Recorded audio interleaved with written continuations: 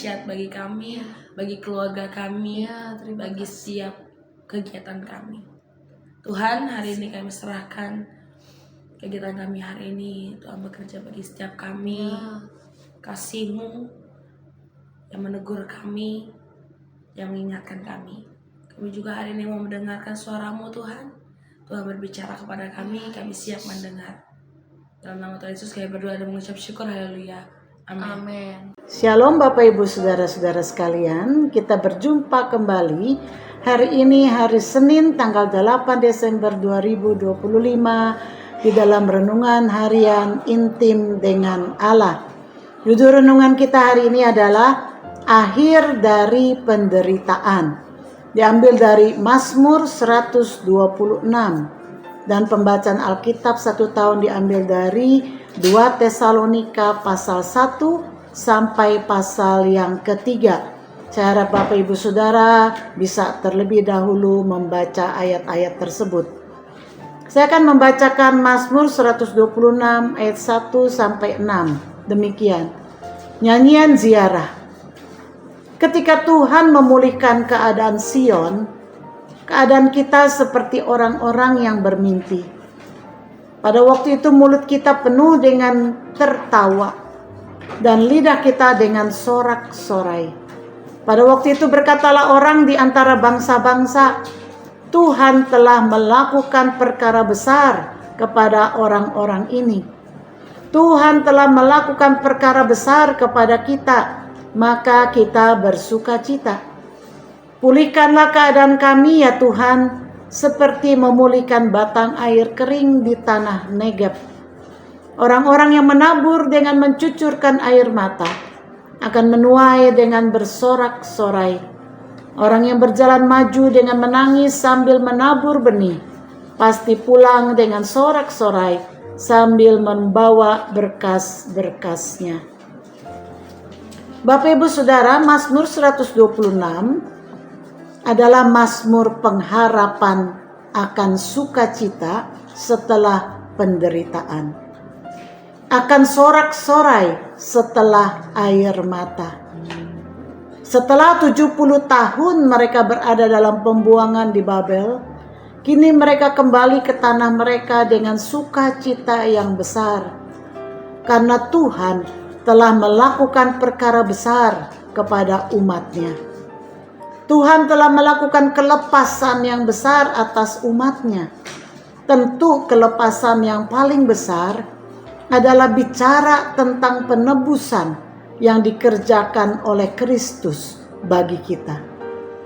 Pemazmur menggambarkan di ayat 5 dan 6 seperti sukacita seorang penabur yang menabur dengan susah payah sambil mencucurkan air mata. Mungkin karena tanahnya keras, berbatu, ataupun penuh semak duri seperti yang digambarkan dalam perumpamaan penabur di dalam Markus pasal yang keempat. Namun kerja keras penabur ketika menabur dibayar dengan sukacita dan sorak-sorai ketika menuai dengan limpahnya. Mungkin kita bertanya, apakah semua penderitaan akan berakhir dengan sukacita dan sorak-sorai? Penderitaan yang seperti apakah yang akan berakhir dengan sukacita dan sorak-sorai? Tentu tidak semua penderitaan berakhir dengan sorak-sorai. Tentu bukanlah penderitaan yang disebabkan oleh kesalahan sendiri. Dalam Alkitab kita bisa menemukan penderitaan yang seperti apakah yang akan berakhir dengan sorak-sorai. Yang pertama, Yesus mengatakan dalam Matius 5 ayat yang keempat, berbahagialah orang yang berduka cita karena mereka akan dihibur. Yesus mengatakan ini di hadapan murid-muridnya yang saat itu maupun setelah Yesus terangkat ke surga akan mengalami berbagai penderitaan oleh karena iman mereka. Mereka akan ikut menderita dalam penderitaan dan kesengsaraan Kristus, dan mereka juga akan menerima penghiburan yang berlimpah-limpah.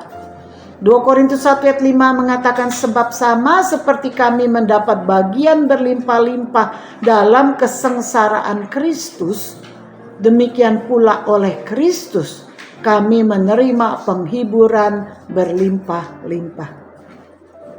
Yesus sendiri mengatakan dalam Yohanes 16 ayat 20, Aku berkata kepadamu, sesungguhnya kamu akan menangis dan meratap, tetapi dunia akan bergembira. Kamu akan berduka cita, tetapi duka citamu akan berubah menjadi sukacita. Ibarat umat Israel di tempat pembuangan, demikian juga orang percaya di dunia ini. Karena kewargaan kita bukan dari dunia ini, melainkan surga. Yang kedua, saudara, penderitaan yang menghasilkan pertobatan. Dalam 2 Korintus 7 ayat 10, Paulus menuliskan, sebab duka cita menurut kehendak Allah menghasilkan pertobatan yang membawa keselamatan dan yang tidak akan disesalkan. Tetapi duka cita yang dari dunia ini menghasilkan kematian. Terkadang Tuhan membawa seseorang kepada duka cita agar ia bertobat. Duka cita yang seperti ini akan berakhir dengan sukacita pertobatan. Yang ketiga, penderitaan karena menabur dalam roh. Hidup kekristenan menghadapi pergumulan setiap hari antara keinginan daging dan keinginan roh. Galatia 6 ayat 7 sampai 8. Tentu kecenderungan daging kita inginnya memenuhi apa yang diingini oleh daging. Namun Galatia 5 ayat 17 menegaskan bahwa keinginan daging berlawanan dengan keinginan roh. Perjuangan untuk melakukan apa yang diinginkan roh akan dirasa sebagai penderitaan, namun menghasilkan hidup dan damai sejahtera.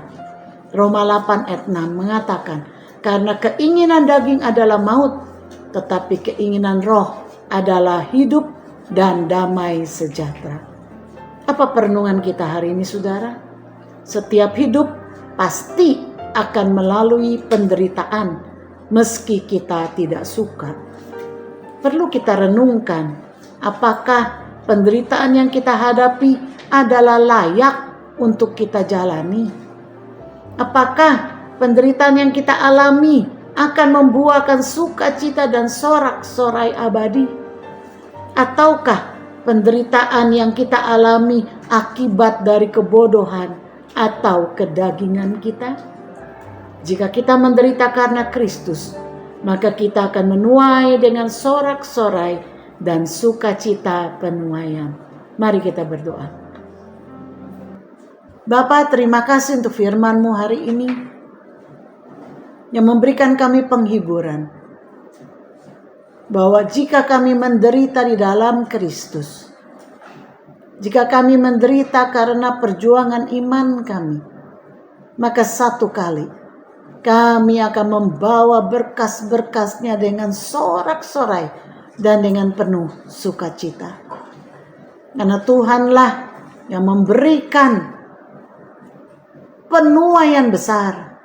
Tuhanlah yang memberikan kemenangan yang besar pada akhirnya. Biarlah kami bijak, Tuhan, di dalam kami menjalani kehidupan ini, agar tidak ada penderitaan yang diakibatkan oleh kebodohan kami sendiri. Tetapi biarlah jika kami menderita karena Kristus. Terima kasih ya Bapa. Di dalam nama Yesus kami mengucap syukur dan berdoa. Amin. Kiranya Tuhan memberkati kita semua. Shalom.